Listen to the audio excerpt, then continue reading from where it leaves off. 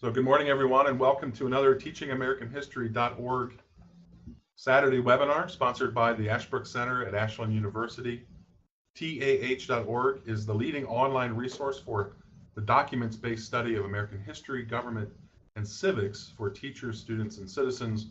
I'm Chris Burkett. I teach political science and history, and I'm co-chair of the Master of Arts in American History and Government program here at Ashland University.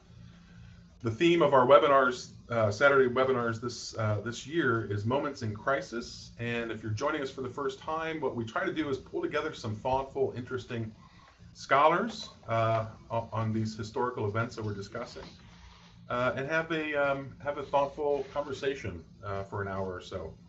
We encourage all of you joining us to submit questions in the chat box, and we'll try to get to as many of those questions as possible.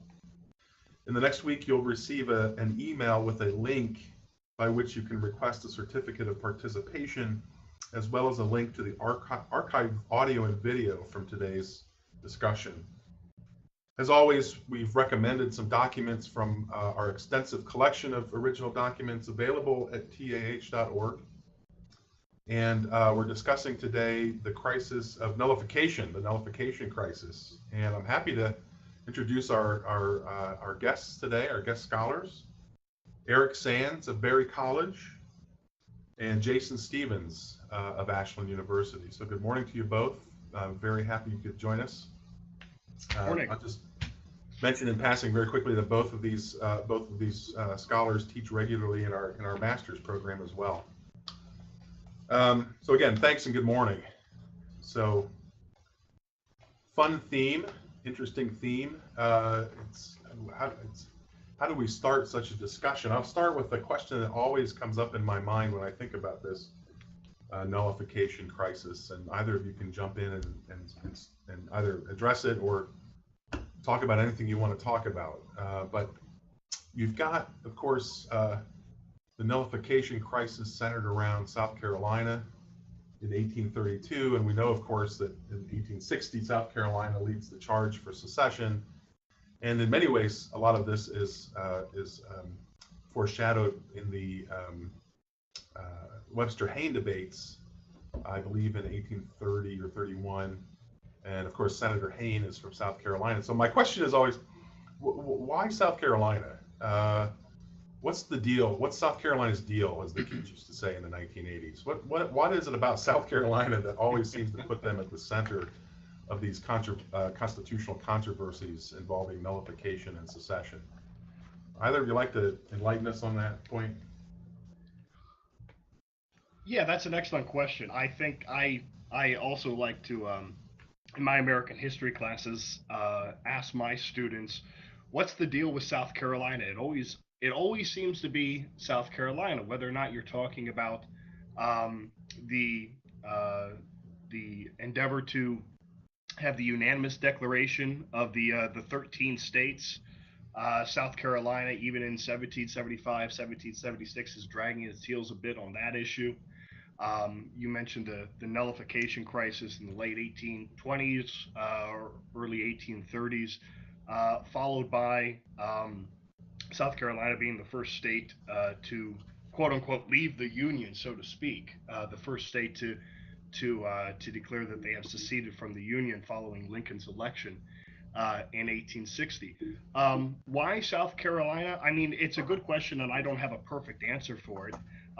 If I were to try to say something something about it, I think it has a lot to do with the Southern character of the people, and that is to say, plantation class, perhaps more of an aristocratic spirit in terms of their mores and their manners. But then, of course, the question is, well, why not Georgia or why not North Carolina? Why here in South Carolina? In South Carolina, you see, in addition to that almost aristocratic spirit, one of independence, and that's a strange amalgamation, right? One of sort of aristocracy and fierce, strict independence on the part of their people, going back to the days when they were still a colony. I don't have a good answer for this. I'm just talking out loud, thinking out loud, trying to think this problem through, Chris, which you bring up, which is such a good one. I want to allow Eric to jump in here and give us his thoughts, though. Yeah, well, I think the most obvious answer is that South Carolina is the root of all evil in American history. I think that really just explains everything, and that's where I usually go with my students, teaching them about South Carolina. But I guess one way I'd answer this is that South Carolina wasn't completely alone when it came to nullification. There were nullifiers in Virginia. There were nullifiers in Alabama. There were nullifiers in Georgia. There were a number of prominent politicians, senators, congressmen who agreed with the arguments that the South Carolinians were making and were trying to get the same thing accomplished in their states.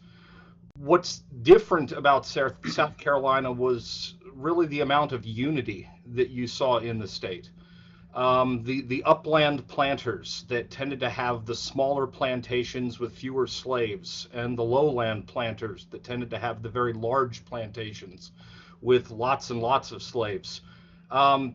There was a lot of intermixing between these two classes, and it bred a kind of unity of purpose between them that you didn't see in a lot of the other states.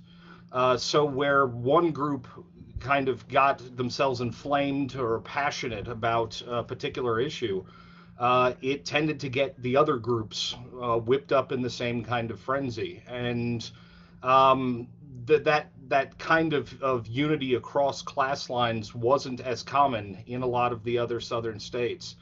I also wouldn't discount the influence of South Carolina's leading politicians. I mean, you can't really talk about the Nullification Crisis without talking about John Calhoun. And John Calhoun was a South Carolinian. So, not a surprise that he's going to have a really, impactful influence on what's going on with South Carolina's events and what's taking place in the state.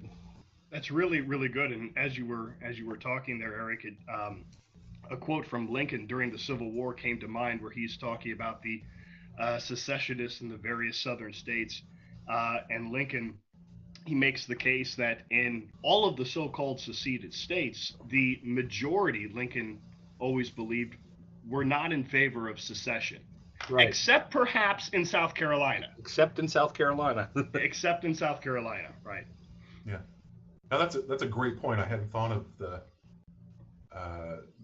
sort of the composition of the planter classes in South Carolina and how they would have formed a clear majority on these things. So those are two great answers to that question, by the way. So what is it? So Eric, you mentioned that when the planter classes would get in, sort of their passions would get inflamed over an issue, that they came together very quickly and united. What sorts of things did they get inflamed over that led to the Nullification Crisis? Well, the two big issues were certainly the tariff, and the perception that the tariff was, if not creating, at least significantly exacerbating the economic depression that was affecting South Carolina through most of the 1820s. And South Carolina planters were really taking it on the chin. The mortgages were being called in, houses being repossessed.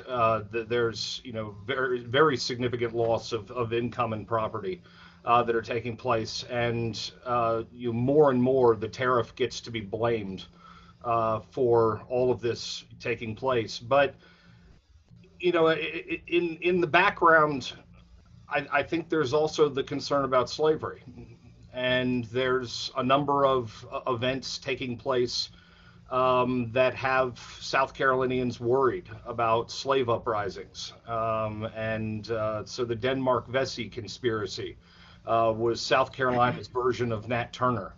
Only nothing really came of it, except that Vesey put together this extensive conspiracy to overthrow the city of Charleston, and it didn't go off. They caught the conspirators. They were hung, but it put the fear of God into South Carolinians. You have to remember, a lot of the Tidewater planters couldn't stay on their plantations year round, so they had to trust, and it was because of malaria. The mosquitoes were so terrible in those Tidewater regions that you didn't stay around all year, or you risked getting malaria yourself. So they had to trust their plantations to overseers, many of whom were very unqualified and not very good at their jobs. And there was the constant and then perpetual concern that not being around and not actually physically being in place was going to empower the slaves to rebel and fight back. And we are at this time just at the very, very beginning of the abolitionist movement. And so we're starting to get some of those abolitionist petitions making their way into the South. And this also greatly angers South Carolinians and upsets them, and puts them on guard against what they see as Northern influence in a Southern institution. Well, that's a great point. It makes me think back to what Jason started with the initial question about this combination or amalgamation of how did you put it, Jason? Independence and aristocracy and aristocracy, aristocratic spirit. So if this is if you have those kinds of concerns with regard to the plantations and the need to manage those plantations effectively to avoid these kinds of potential slave uprisings, that might be one reason why they found that independence so important, right? That is, they needed to maintain a large degree of self-control over how they ran things and managed things economically, but even on an individual level on the various plantations. Independence means the right to, or the power to do what to govern oneself and to run things efficiently in a certain way. And any perceived attempt to take sovereignty, that's the big term that comes up, right, and with Calhoun and others, to take that kind of sovereignty or sort of self-control, self-government away from the planters in the South could potentially be dangerous, as you're pointing out, Eric, because it undermines their ability to maintain that kind of tight control over the plantations, again, to avoid these slave uprisings. And then, of course, from an economic standpoint, since you raised it, and Billy raises this in his in one of the questions he submitted about the idea that the South needed to evolve economically as well as socially and politically. But the tariffs were clearly perceived as a sectional, as a very sectional measure, right? At least that's my sense of this, that South Carolina, not just South Carolina, but a lot of folks in the South perceived the tariffs as one that would be quite beneficial to certain northern states, but potentially catastrophic to southern states in terms of their ability to maintain an economy and run an economy well. And that, of course, sort of trickles down to their ability to maintain and manage their plantations. Is that a fair assessment of the tariffs? That it's the idea that the tariffs were sectional in design or intended to benefit one part of the... Yeah, I think so. I mean, South Carolina was clearly of the opinion that they were going to be those who would suffer under the new imposed tariffs much more than other states. Yeah, and I mean, I think it's important to point out, this is, 1828, that time period is when the tariff really starts to become a sectional issue. John Calhoun supported the tariff, in the 18 teens. Oh, I didn't know that. Well, he also supported the Union, right? He was a nationalist, yeah. But he was a qualified nationalist, and qualified in the sense that he supported internal improvements, but only internal improvements that benefited the country as a whole. So he didn't support particular projects in particular places. So, you know, a bridge in Maryland that doesn't serve any other purpose to people anywhere else, he'd oppose. But, you know, projects that would have you know, broad-ranging effects, and so he'd support it.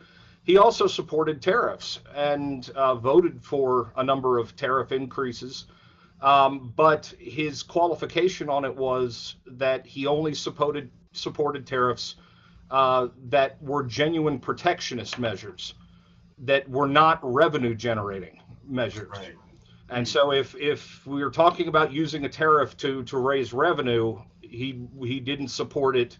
If we're talking about tariffs to genuinely protect fledgling industry that needs protection in order to grow, he tended to be in support of it. Well, that's what begins to change when we start getting into, you know, the late 1820s. Is, you know, Calhoun and others that had previously been strongly nationalist in their orientation, you know, begin this view that the tariff has become a sectional weapon, and is being used against the South, and in particular, you know, states like South Carolina, for vindictive reasons, for you know, as punishment for slavery, that they're, you know, trying to use the tariff as a way of bankrupting Southern planters, so that they have to get rid of their slaves.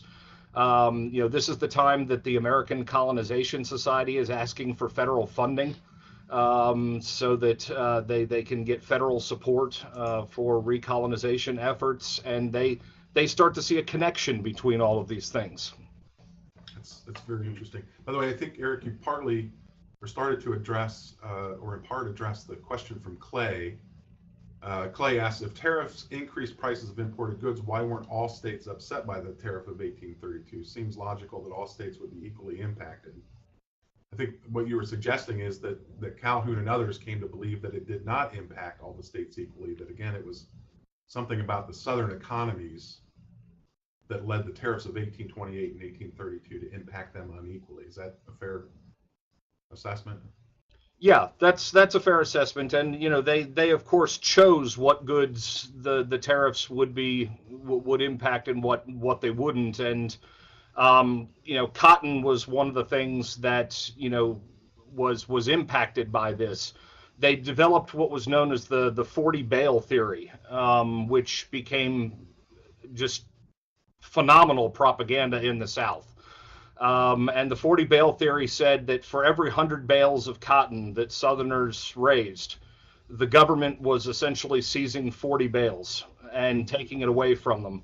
And that was what they were losing in profit as a result of it. Now, the economics of that are a lot more complicated than just, you know, that the government taking 40 bales, but you can see why this would have had widespread appeal as a propaganda tool. And you know, South Carolinians, you know, bought right into this, and you know, for them that was the way they thought about the tariff. Was, you know, essentially the government's taking 40% of everything we raise, and how are we supposed to make a living that way?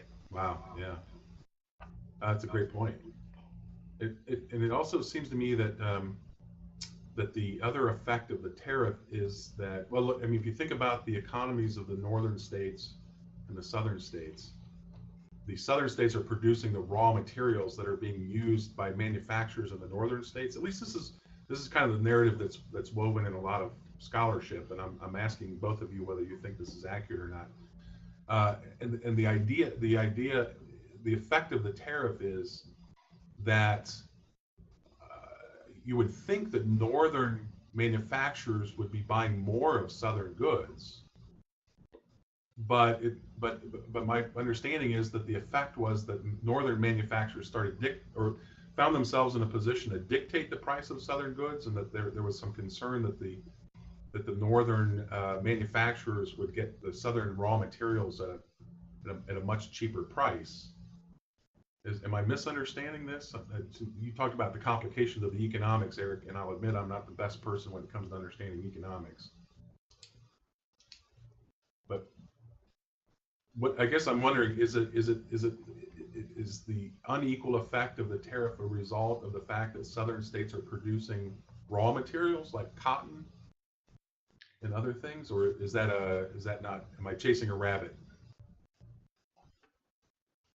I'll let Eric correct me if I'm wrong on this, but my understanding was that a lot of the southern discomfort with the tariff had to do with the price that they'd be able to get for the cotton on the foreign market. That as our tariffs go up on foreign imported goods, the primary beneficiary of southern cotton is the European states, who are then going to slap a reciprocal tariff on the cotton that's exported out of the American South and into Europe. That they therefore were expected to receive less of a profit from their goods on the foreign market. Is that right? That makes a lot of sense, Jason. Thanks. Yeah. Yeah, I mean, that's always been my understanding, is that Okay. like South Carolina planters sold only a fraction of their staples in the domestic market, and so they really couldn't benefit that much from protection. And their view was, in fact, tariffs would inevitably destroy foreign demand for things like rice and cotton. And then we do have to remember, rice was the other big component that's being exported from South Carolina. So it's not just cotton that's coming out. So as Jason said, foreign governments might impose high tariffs on American exports as retaliation. Foreigners might also buy their goods in foreign lands if they could not sell their goods in American markets. I know there was concern that England would basically get Brazil and Egypt to produce more cotton, and would just take their cotton from those places as opposed to taking it from the South. So at best, the Europeans would buy these southern staples at lower prices. At worst, cotton and rice would find no foreign markets at all, and that was certainly a legitimate concern South Carolinians had. That makes perfect sense, the way you both just described it. That actually clarifies it nicely for me. So one of you mentioned earlier, may have been Eric, the other reason that Calhoun was opposed to these particular tariffs. He came to see them as revenue. The intent was to raise revenue. And I remember we didn't ask people to read this for background reading, but in the Webster-Hayne debates, that whole debate, if I remember correctly, begins over a question of whether the federal government can somehow use the value of land in federal territories to raise an independent source of revenue for the federal government. And Hayne starts arguing against that, and one thing leads to another.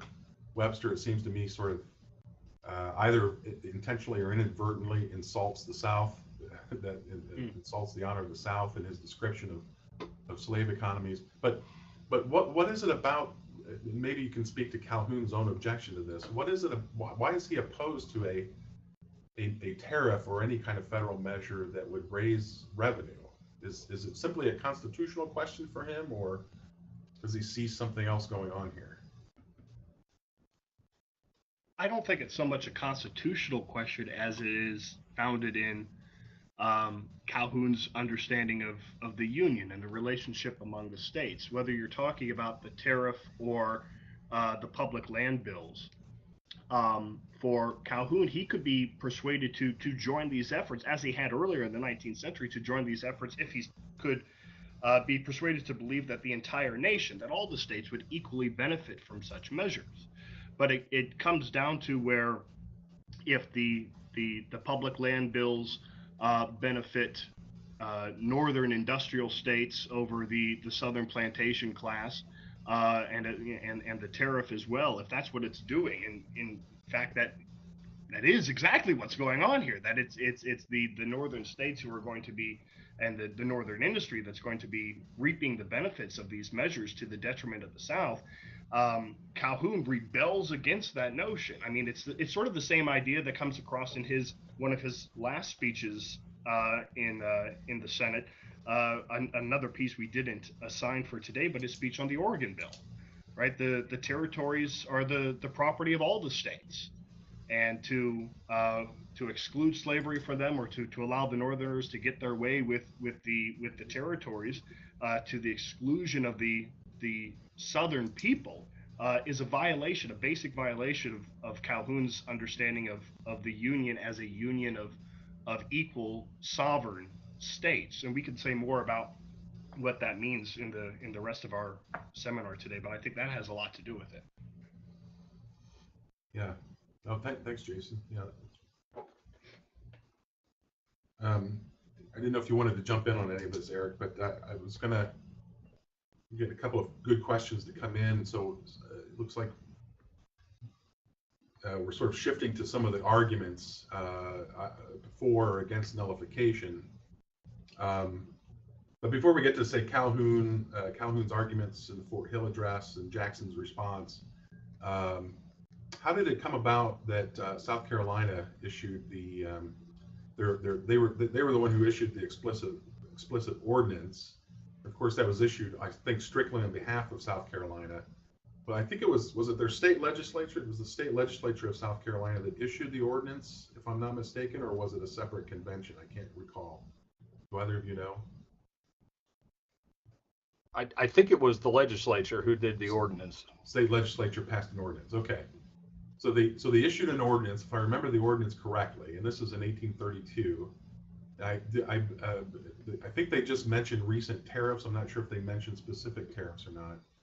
But my understanding of South Carolina's argument in the ordinance is these tariffs are unconstitutional, and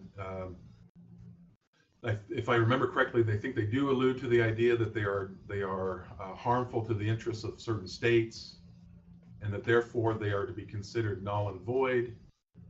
And if I remember correctly, South Carolina goes on and makes the point that if the federal government should try to enforce those tariffs on the state of South Carolina, that there'll be further consequences. I don't have the document in front of me, so I'm just sort of working from memory here. But they suggest that further steps will be taken to actively resist any attempt of the federal government to assert its authority to enforce these tariffs. So, so South Carolina issues the ordinance of nullification, and I believe John C. Calhoun's speech comes after this, if I'm not mistaken, right? I'm trying to get my history straight here. So, South Carolina, they issued the ordinance of nullification. If I'm not mistaken, is this when John C. Calhoun resigns from the vice presidency? Yeah, I think that's right. Swapping out of things, I think that's right. Yeah. And Calhoun goes back to South Carolina and starts giving speeches in favor of nullification. And I think the example we have suggested that people read for today is the Fort Hill address. So could either or both of you walk us through or tell us what the central points of Calhoun's argument are in defense of nullification? I mean, he argues it's a constitutional right of the states. How does he build up to and arrive at that conclusion?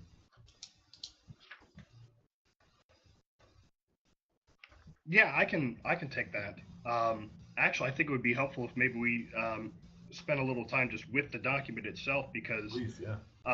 In the second paragraph, Calhoun talks about the great and leading principle of this government, and how Calhoun understands that great and leading principle, I think, tells us a lot about the position he takes in regards to the tariff and how he understands the issue of nullification.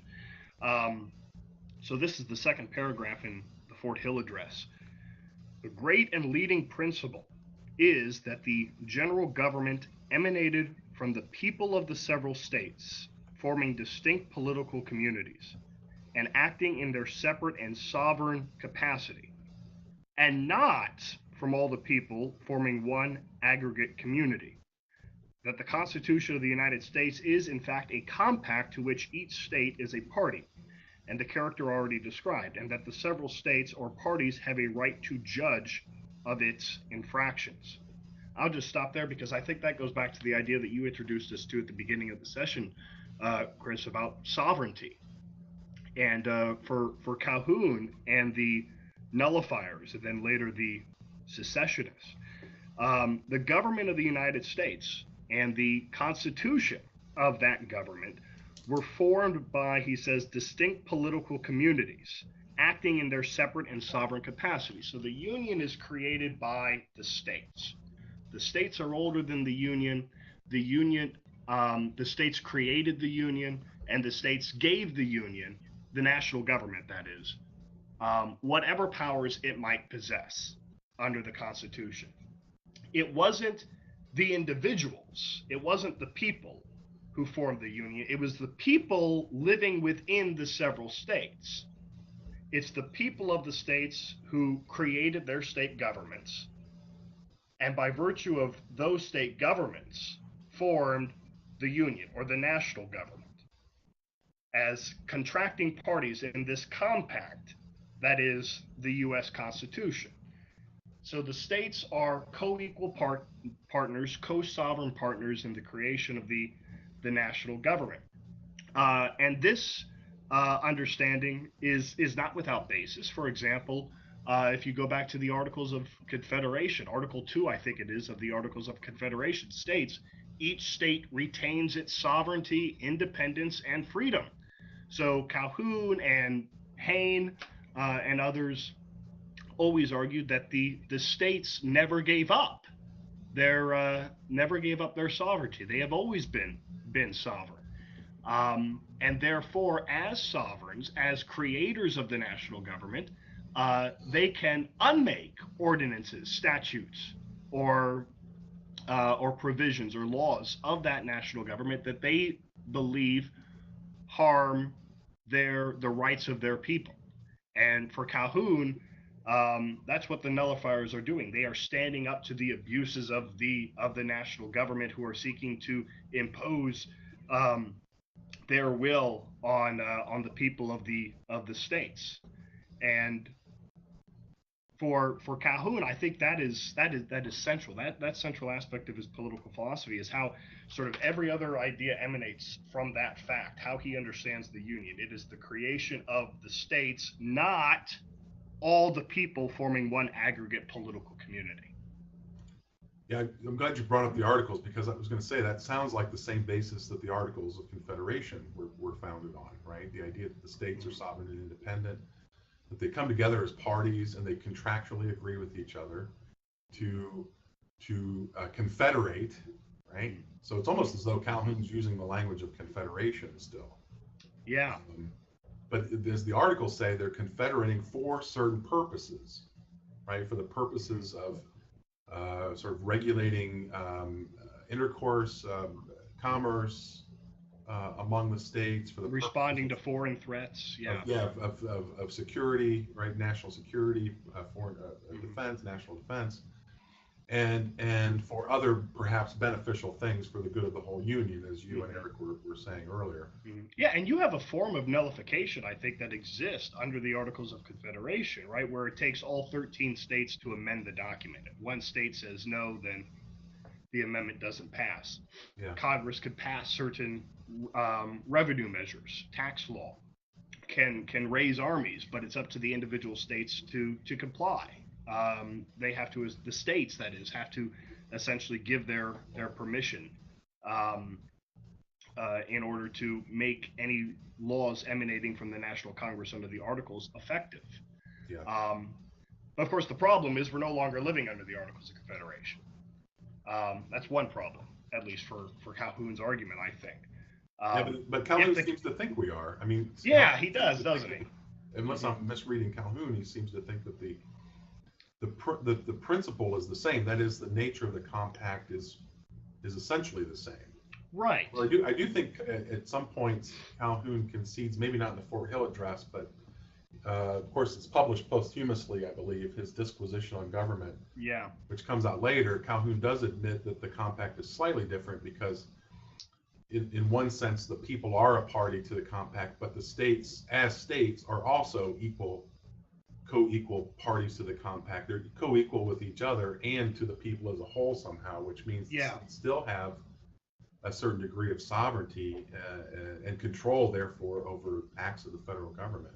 Yeah, and that central feature of Calhoun's thought is not only what gives us nullification, but also secession, because for Calhoun, it doesn't matter what you call it. Right, states' rights, state sovereignty, nullification, secession, all of these are features of a union of sovereign states. So to keep reading from where I, in the same paragraph where I'd been reading before, but towards the bottom, he says, this right of interposition, right? So the right of interposition, one state interposing itself between the people of that state and the national authority, nullification. This right of interposition, thus solemnly asserted by the state of Virginia, be it called what it may, state right, veto, nullification, or by any other name, I conceive it to be the fundamental principle of our system, resting on facts historically as certain as our Revolution itself, and deductions as simple and demonstrative as that of any political or moral truth whatever, and I firmly believe on its recognition depend the stability and safety of our political institutions. So for Calhoun, it doesn't matter if you call it states' rights, veto, nullification, interposition, or even, we might add, secession. It still goes back to that same basic idea of a union of sovereign states. And the reason why he mentions Virginia here is he's going back to the Virginia and Kentucky resolutions of the earlier Republican period to justify that understanding, to justify his stance. Yeah. By the way, it causes James Madison, all kinds of trouble by going back to the Virginia and Kentucky resolutions and holds those up and says, see, even James Madison and Thomas Jefferson were in favor of nullification as a means of interposition, right? And right. Of course, James Madison disagrees that was the intent, and if at some point perhaps we could look at James Madison's argument in these things, since he is still around for this. Yeah, in his letter to Daniel Webster. Yeah, but just one quick thought, if you don't mind, Jason, since you mentioned the Articles of Confederation earlier, and James Madison has come up.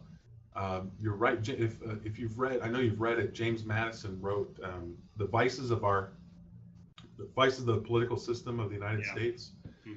Going into the Constitutional Convention in 1787, and he lists, I believe, 11 or 12 vices of the Articles of Confederation, essentially, and one of them is that because the states did, in fact, the state legislatures did, in fact, ratify the Articles, it gave the states a right both of nullification and secession, as you were saying. And James Madison does explicitly make that point in that piece called The Vices.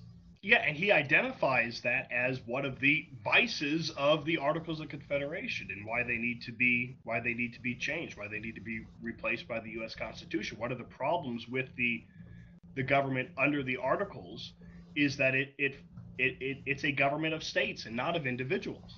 And Madison says that's a problem, for reasons that he gives in that document. But we see Calhoun here, years later in 1831, saying, no, nothing has essentially changed. It's still a union of states, not of individuals, and that's a very good thing. In fact, it's key to the preservation of our rights and liberties.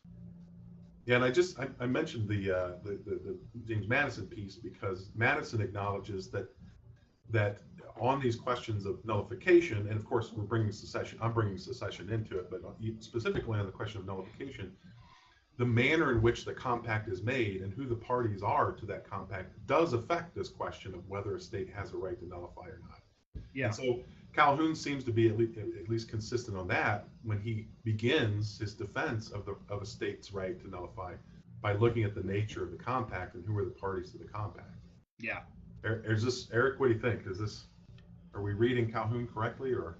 Yeah, I mean, I think so. I mean, there were different schools of nullifiers at this time, and one school were the divided sovereignty folks, and they sort of maintained that the state government as a co-department in one united governmental system could check federal encroachments and preserve its own share of sovereignty.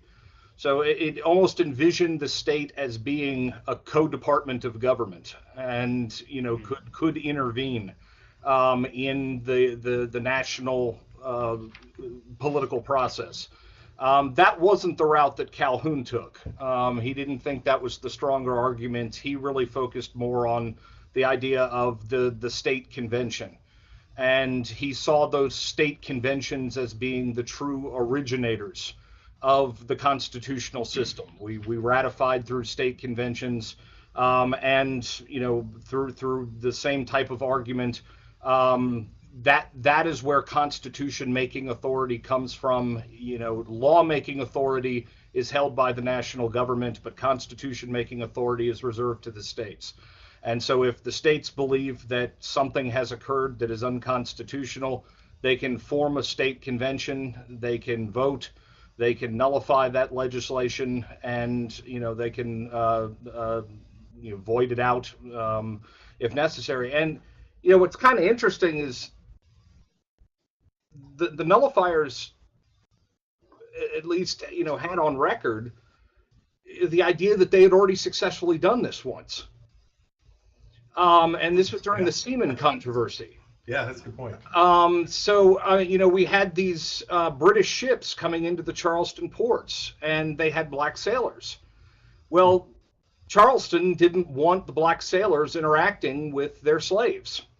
They were afraid they'd fill their heads with all kinds of crazy ideas of liberation and freedom and all kinds of stuff like that. So they just jailed the black sailors. And they'd hold them in jail until it was time to, for their ships to head out, and then they'd release them and put them back on the ships. Well, this ended up heading to federal courts. This headed up the food chain, and John Quincy Adams had his attorney general pen an essay on the constitutionality of this, and he came out very, very firmly saying, this is unconstitutional. This violates treaties that we have with Great Britain. You can't do this. And South Carolina said, to hell with you. We're going to do it anyway. And they continued to jail them. So, to some extent, Hayne argued that was the first successful nullification of a federal law. So this had already been done, and this had already been done successfully. So they weren't entirely paving new ground. They were doing something that had already been done successfully, and therefore, there wasn't that much that was as radical to it as people were making it out to be. That's fascinating. I didn't know that, actually. That's really interesting. So it had been established by precedent. So the South Carolina legislature didn't know what a firestorm they were going to unleash with their ordinance in 1832. Apparently, should have seen this They had become very insulated as well when it came to 1832. Two things that happened that I think gave them a false read of public reaction to what was going to happen. One, Unionists in the states basically decided not to participate in the political process. They decided to sit it out. They had decided that the various factions within the nullifiers were going to end up eating each other alive, and they didn't need to get involved, which turned out to have been a really bad strategy because they could have blocked a lot of what happened if they had bothered to show up. So that didn't work out all that well overall. But they also tried to implement test oaths. And the test oaths were basically you have to swear by the ordinance and in order to hold state office and in order to vote. So you couldn't really publicly denounce what the nullifiers were doing and speak out about it. And so everywhere you went, you of course found people who were speaking positively of the nullifiers' efforts and what was taking place as they're trying to raise an army, and it's comical as all get out because they don't have enough guns. They try to start a cannonball factory. They're trying to train, and they realize that with all the money in the treasury in South Carolina, they wouldn't have enough to buy weapons for the army, so they were going to have to use guerrilla tactics against the federal armies if they ended up invading. This whole thing was just a debacle from start to finish. But nonetheless, they kept proceeding forward. That's fascinating. Yeah, I didn't know all of that. That's really interesting. So I wanted to mention we've got a lot of good questions coming in. It seems like we've answered or at least addressed quite a few of them. Ray had asked us Calhoun's argument rests on the fact that each state held its own ratification convention, with making it a state process, not a national process. I think we've answered that, and Daniel's question about the relationship between the federal government and the states, I think we've talked about.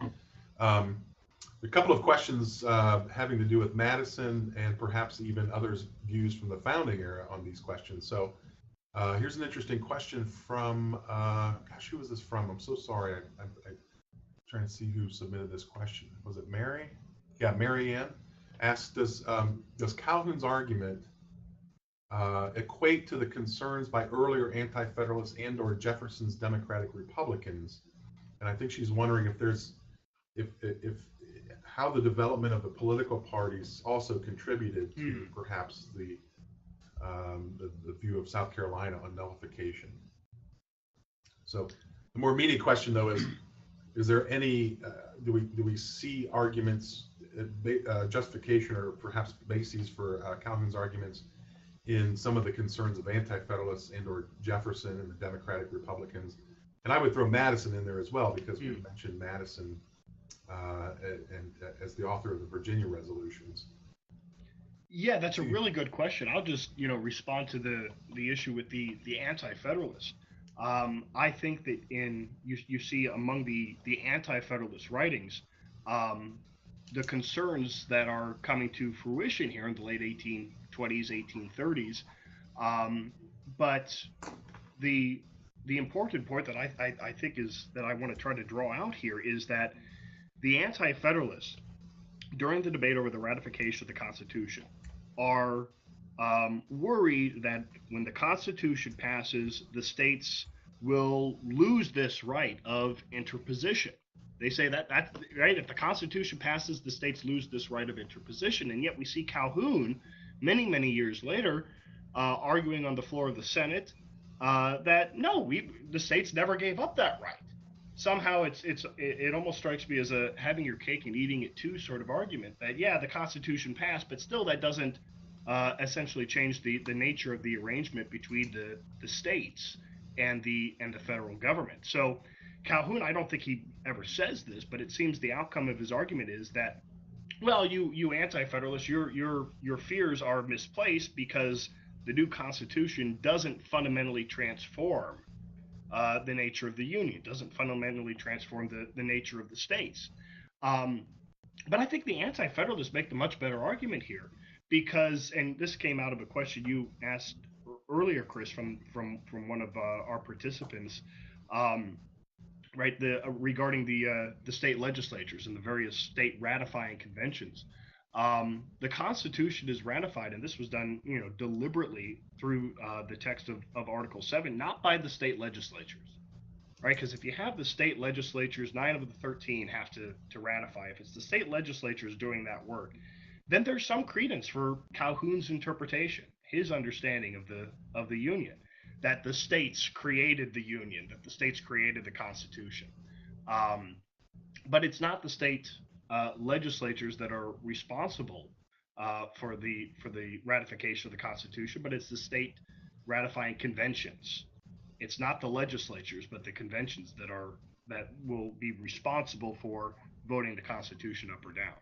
But Jason, are you saying then that this is different? This compact is different, therefore, from the compact that formed the Articles, or the same or similar? Well, I mean, argument or? Yeah, I'm glad you brought this up because we were talking about that compact earlier, and I want to come back to it if we can, because at the end of Calhoun's Fort Hill address, the last paragraph, I think, in our selections, about in the middle, Calhoun says, the states, as has been shown, formed the compact, acting as sovereign and independent communities.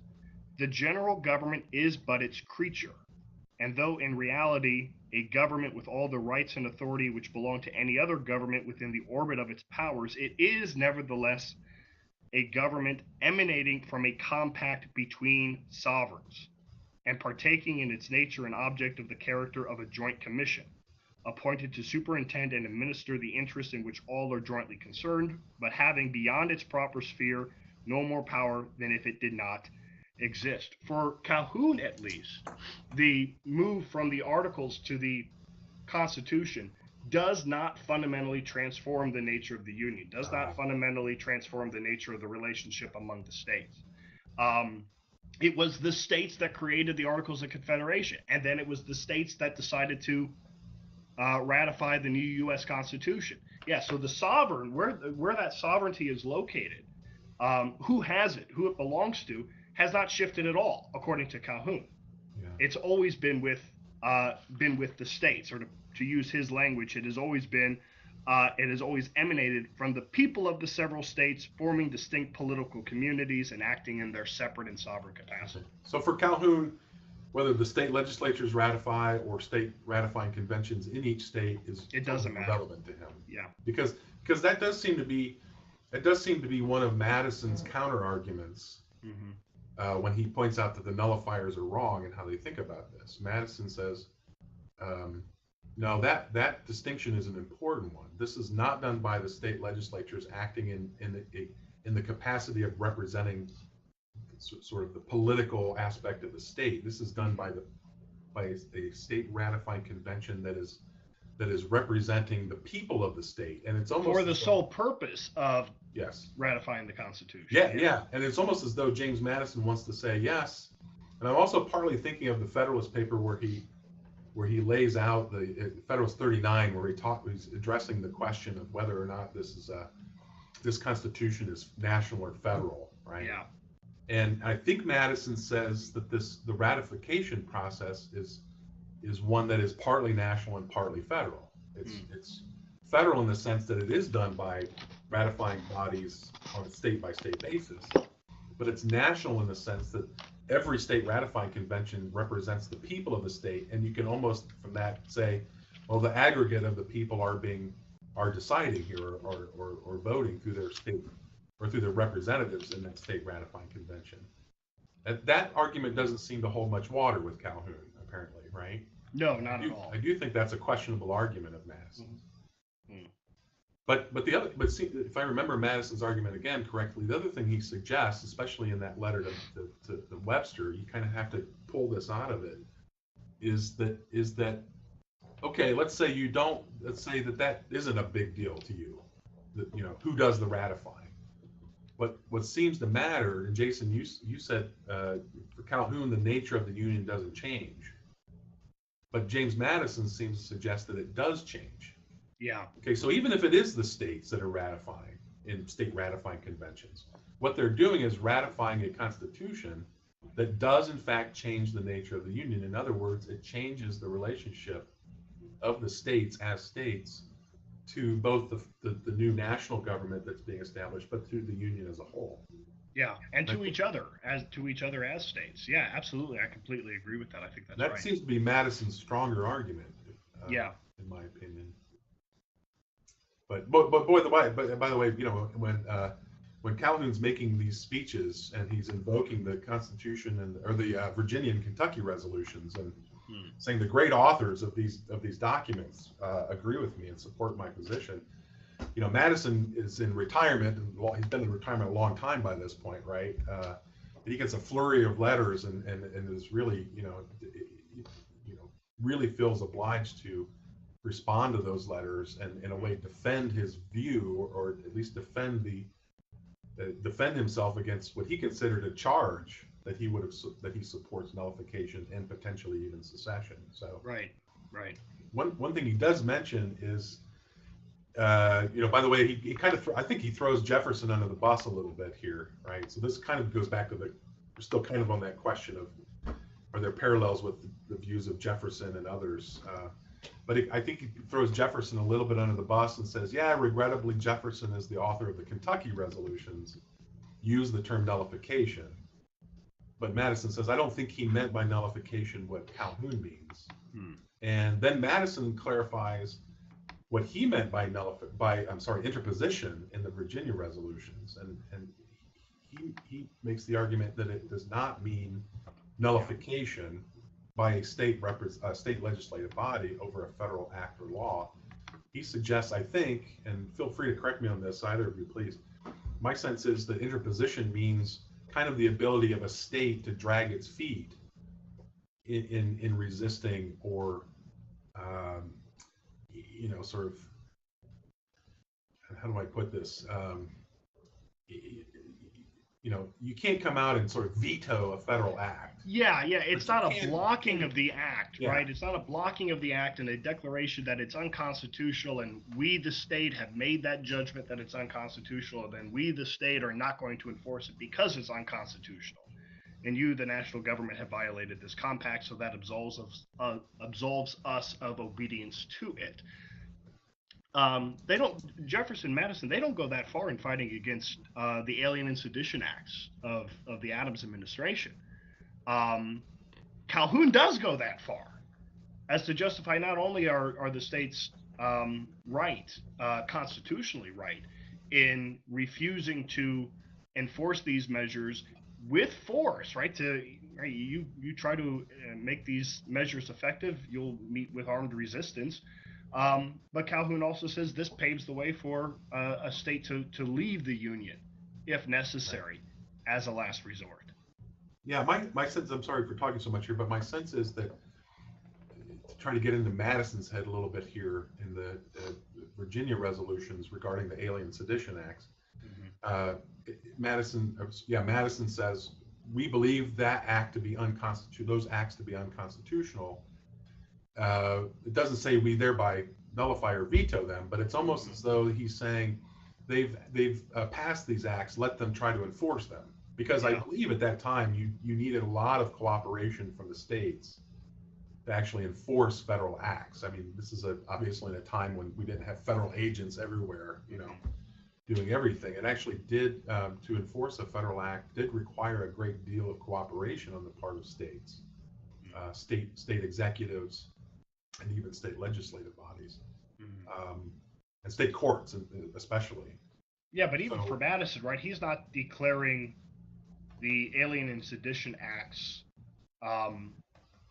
unconstitutional and therefore void, right? I don't think he takes that next step, which Calhoun is more than happy to embrace, and therefore void, and we have no obligation constitutionally to obey.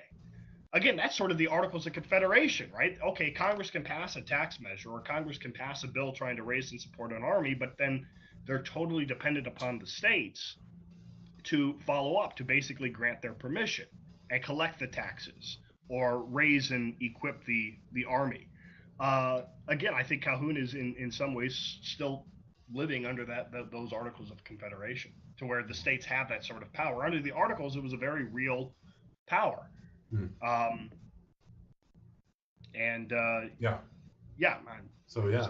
That's interesting.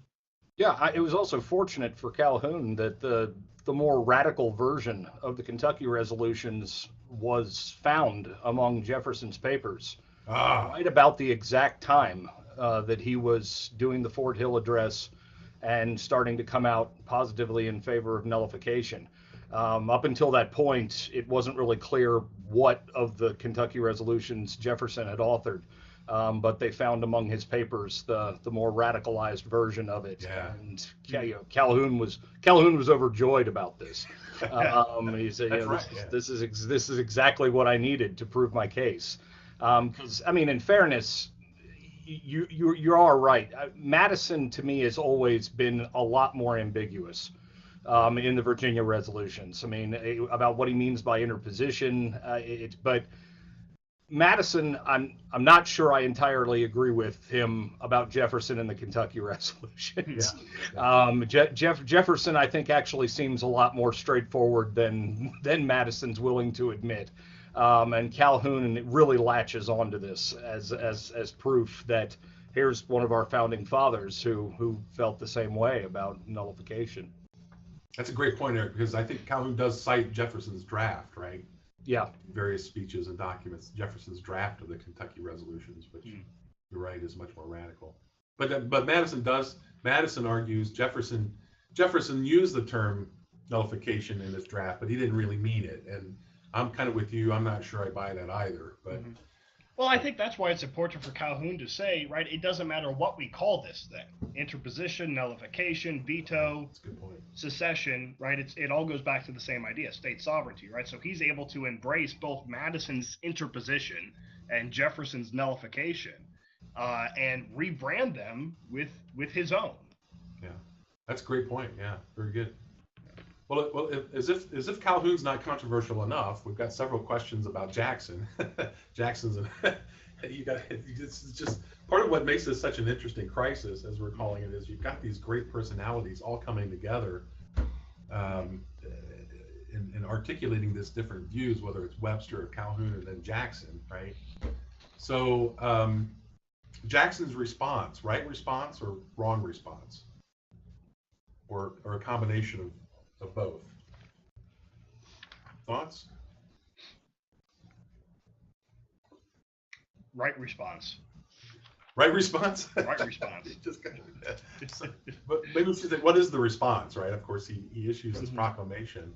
I mean, the hard part is that Jackson postured a lot with his response to nullification. I mean, he made it look like he was going to take the federal troops and march on Charleston. The fact was, Jackson was very reluctant to take military action against the nullifiers. He was very self-aware of the criticisms that he was a military dictator. He knew that if he, essentially was responsible for taking the first shots, this might inspire other southern states to get involved, and because South Carolina had thought other southern states were going to get on board with nullification, and they didn't. And you can kind of imagine where South Carolina is. Hey guys, we got this great idea. We're going to nullify this legislation. Guys, yeah. They'd have to wait 30 years for a response. Yeah, okay, we'll go it alone. Jackson sort of knew that if he could get South Carolina to fire the first shot, he'd be fully justified. Nobody would question what he was doing. But if he came in with guns blazing, that was not going to look good for him. It was not going to look good for the administration, and was not going to set a real good precedent for the future. And so he really pushed very hard for a compromise tariff. And that compromise tariff is what really resolved the outcome. Is the nullifiers, basically voted to put nullification on hold for a certain period of time. Give Congress time to work out a compromise tariff, and once that was passed, then they rescinded nullification, and then the crisis was abated at that point. I think Jackson took the only steps he really could in trying to appear extremely national, and taking the stand that we're not going to allow states to disobey the laws. But at the same time, practically behind the scenes, he couldn't be nearly as aggressive as he sounded in public. And I think he knew he had to be more reserved and more guarded in how he actually took action. Can I just say that maybe we can come back to this at some point if you'd like, but the language in that proclamation and his argument about the nature of the Union, I'm often shocked by how much that sounds like John Marshall's explanation of the nature of the Union in maybe it was the McCulloch v. Maryland case, which Jackson would take great offense at if you were around to hear me say that, I'm sure. Yeah. And that you'd probably shoot me. But a couple of questions that arise from those really interesting thoughts, Eric. Did Jackson's strong language in the proclamation help to drive that wedge between South Carolina and the other states, southern states that they were expecting to follow? Would that also? Yes. I mean, there was no doubt that the strong stance he took really helped to dissuade other states from getting involved and trying the same measures that South Carolina was attempting. So I mean that was a smart move on his part to make sure that they didn't get bolstered by Georgia or North Carolina or any of the other surrounding southern states that might be inclined to help. He didn't want South Carolina to be turned into a martyr. That's what he was really afraid of, and what kind of an effect that would have on future federal-state relations. But he also was not going to tolerate a state disobeying the federal government. That was off the table. Yeah, because he does use pretty strong language, but it's not. You're right, it's not explicit, but he does drop some hints, especially at the end of the proclamation, that basically appealing to the people of South Carolina to come to their senses before more drastic actions have to be taken. It doesn't exactly. I don't know if he says explicitly what those are, but he does suggest that in effect he's telling them don't fire the first shot, right? But you never know with Jackson whether he's daring them to or not. Sometimes. But by the way, the other interesting question was actually from Billy. Eric, some things you were just saying reminded me of Billy's question from earlier. Was Jackson more committed to saving democracy or preserving the Democratic Party when it came to nullification? And his follow-up question is, did Jackson approach this decision with a pro-Southern bias? So, was Jackson committed to democracy as he claimed, or were there party implications or motives in Jackson's proclamation? Well, if I could just jump in here for a minute, I think that South Carolina and many others in the South sort of expected a lot differently from Jackson, given the fact that he's a Southerner from Tennessee. Many of them think, hey, this guy's going to be on our side. We know what to expect from him. Plus, he's the leader of our party. Jackson comes out and in his proclamation completely confounds them all. And I think, Eric, you're exactly right about the wonderful thing about Jackson's response is the prudence he shows in sort of walking this fine line that he's forced to discover, not marching on South Carolina, advancing a compromise tariff measure in order to have to avert the crisis. One thing I've always admired though about his proclamation regarding nullification is that Jackson takes the time to respond to Calhoun's arguments about the nature of the Union. He doesn't have to do that, right? As president, as a party man, that is something that he could choose to address or not, and Jackson chooses to address it head on. So, for example, just to read a bit from about the middle point of his address, he says, "This right to secede is deduced from the nature of the Constitution," right? So he's talking here about Calhoun, which they say, the nullifiers, is a compact between sovereign states who have preserved their whole sovereignty and therefore are subject to no superior. That because they made the contract or because they made the compact, they can break it when, in their opinion, it has been departed from by the other states. So Jackson has just summarized the Calhoun argument on this point. And he summarized it correctly, I think. Then he says, fallacious as this course of reasoning is, it enlists state pride and finds advocates in the honest prejudices of those who have not studied the nature of our government sufficiently to see the radical error on which it rests. And then he goes on to provide a very thorough philosophical and political response to the nullifiers. Not in regards to the tariff or nullification, but getting back to the larger issue of the nature of the Union itself and why Calhoun's wrong about his understanding of it. Yeah, and again, I'm struck by that aspect of Jackson's argument, Jason, that you bring up, because it sounds very much in step with a lot of the arguments of sort of pro-union men, as they call themselves, right, to distinguish themselves from the nullifiers and secessionists later. Yeah, and Jackson is no advocate of a strong national government either, right? Yeah. Again, he's sort of the nullifiers would have expected him to join their cause. Yeah. And he does the exact opposite.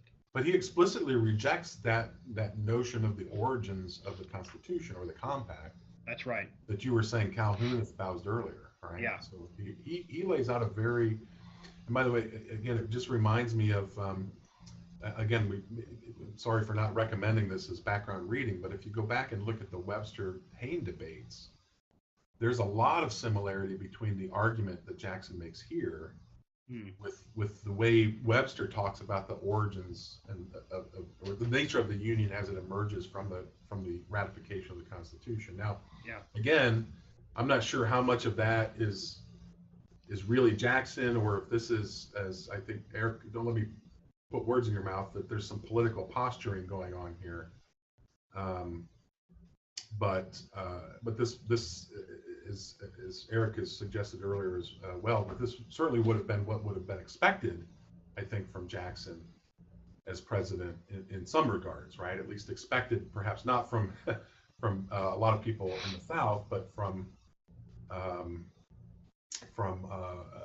other very well-known political figures from the North, including Daniel Webster and others. So, yeah, and we can't forget there is a small part of this that's personal as well. I mean, Jackson hated Calhoun. Yeah, that's true. So the fact that Calhoun was, a leading figure in this whole nullification, movement, must have just driven Jackson crazy. He couldn't stand him. There's some history there, right? So yeah, there's there's quite a bit of history. Yeah, was it Calhoun that insulted Jackson's wife? It was technically Calhoun's wife that insulted Jackson's. That's right. Okay.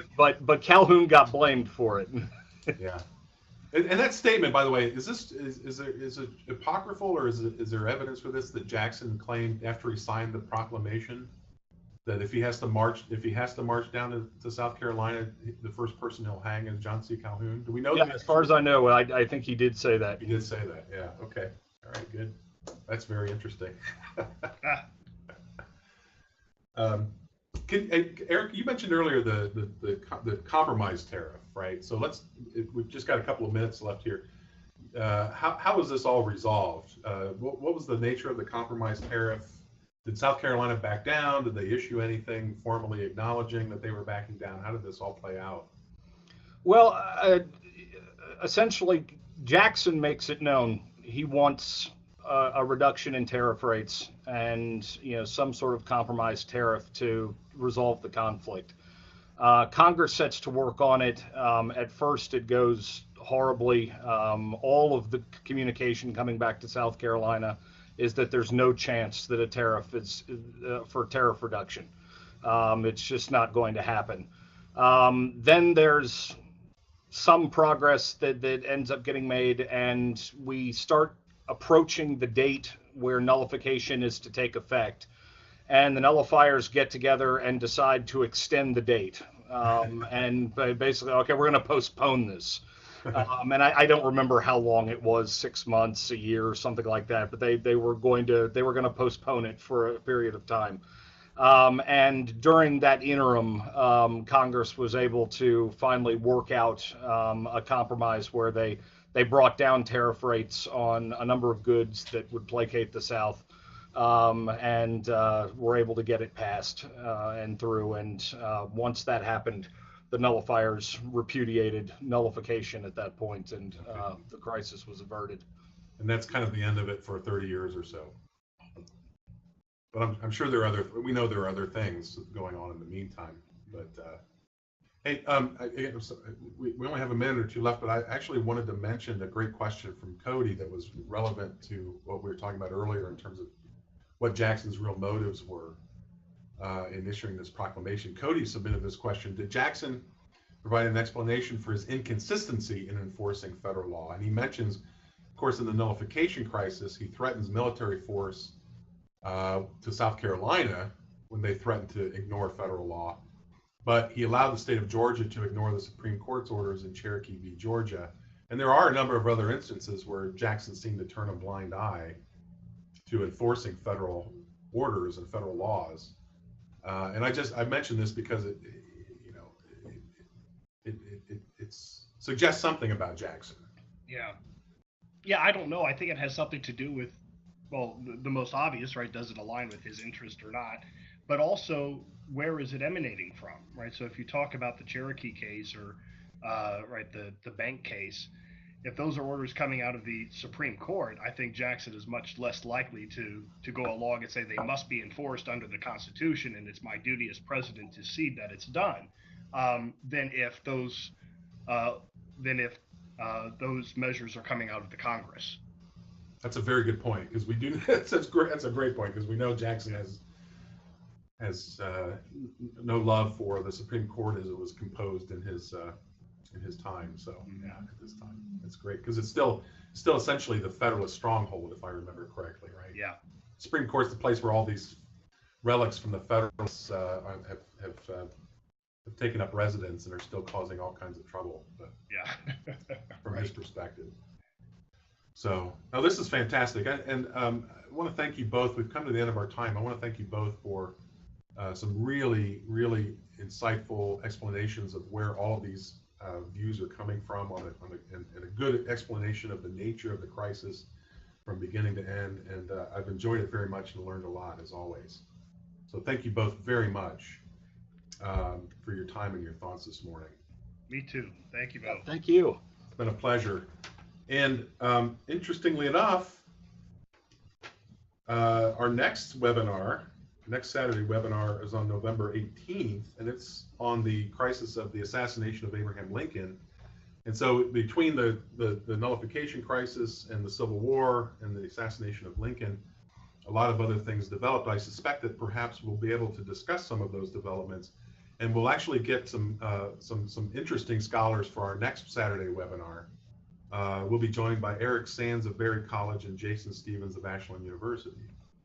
So I don't know if you guys knew it, but you're joining us again in November. And I'm looking forward to it. Crisis. That'll be fun.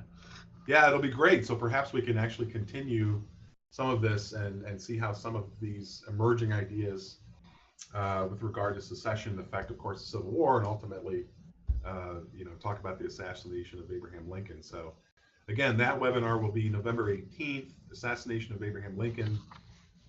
Eric Sands and Jason Stevens will be joining us again for another great conversation. So thanks again to both of you. Thanks for the great questions today. Again, look for the email with the link for your certificate of participation.